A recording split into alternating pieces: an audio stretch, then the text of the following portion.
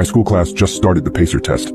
They haven't stopped for 3 days straight. I adjusted my gym bag as I approached the gymnasium. The building looked run down, but a sign posted outside the front door told me I was in the right place to participate in the fitness study. Pacer fitness test, 4 p.m. Earlier that week, my old PE teacher had reached out to me over my school email and offered me a spot in the study. It was an out-of-school pacer test, $200 for an hour's work. I signed up right away. I pushed open the front door to reveal a dozen men and women standing around in exercise clothes. I stuffed my bag into a nearby locker, pausing when a voice came on over the intercom. Please leave your cell phones and any other metal objects inside your locker before passing through the metal detector. Thank you. I looked around at the other runners and shrugged before leaving my phone behind in my bag. We all passed through the metal detector before filing into the gymnasium. I'm sure you can imagine the gym. It's the same one that's inside every rundown high school across the country. It was completely empty and lit by flickering fluorescent lights. I was surprised that I still hadn't seen any researchers. The intercom crackled to life again. Please put on your neck sensors. We'll be using them to check your blood pressure and heart rate as you run. We all walked around to the nearby table, where a dozen blue collars lay with blinking lights. I grabbed the one marked with my name and slid it around my neck. Powerful magnets clicked together around the back, sealing it into place. When each of the other runners had slid their collars into place, we all approached the edge of the basketball court to begin the test. The intercom crackled to life one last time. Welcome to the Fitness Gram Pacer Test. You should run the length of the court each time you hear this sound. Beep. Run as long as possible. If you fail to cross the court before the sound, your collar will be detonated. If you attempt to remove your collar, it will be detonated. If you attempt to leave the gymnasium, your collar will be detonated. On your mark, get ready, start. Beep. We all ran across the court lengthwise, much faster than normal. When we reached the other side, we all paused, looking around at each other. Most people looked bewildered, but some were laughing. Well, that's one way to motivate you, one of the runners to my right said with a laugh. I guess, I said, touching the thick fabric that made up my collar. I got ready, but I had to wait for another 2 minutes before the next beep. Beep. We all ran the length of the court again. Another 2 or 3 minutes passed. Beep. So you guys get the same message that I did? A young woman to my left asked. Participate in a study, get a few $100. Everyone nodded. A few of them were touching their collars the same way I had been. Beep. We continued running back and forth, and each time we were given a rest for several minutes. I didn't understand why, especially if this was a fitness test. After an hour of running back and forth, one of the older runners shook his head. I don't like this. Even if it's a joke, why say that? Your collar will detonate. He grabbed at his collar. I don't think it's funny, not one bit. He yanked down on his collar. A loud explosion rocked around the gymnasium as his headless body crumpled to the floor. Beep. We all immediately took off again.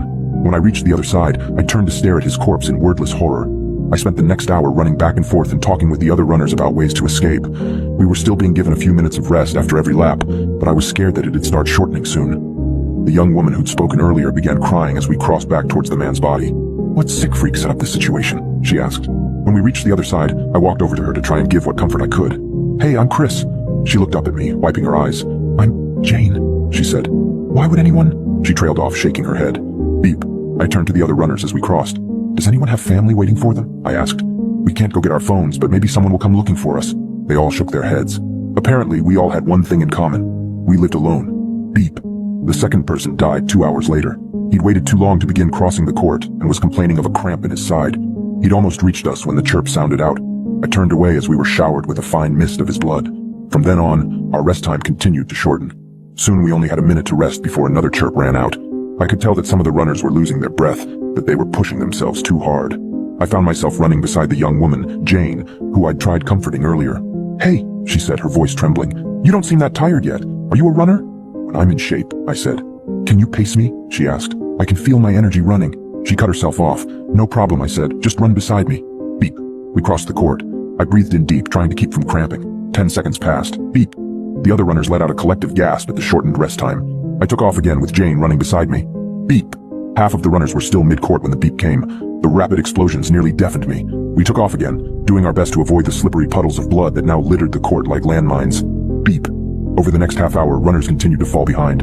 After a particularly horrible cycle, all that remained was Jane, me, and one other runner, a young man. Chris, she said, I can't keep doing this. She turned to the intercom. Please let us go. The only answer was another beep. We took off again, only barely reaching the other side. Beep. I threw Jane's arm over my shoulder and ran together with her, reaching the other side just as another beep sounded out. I turned to the other runner when we reached the other side. You gotta help us, I said.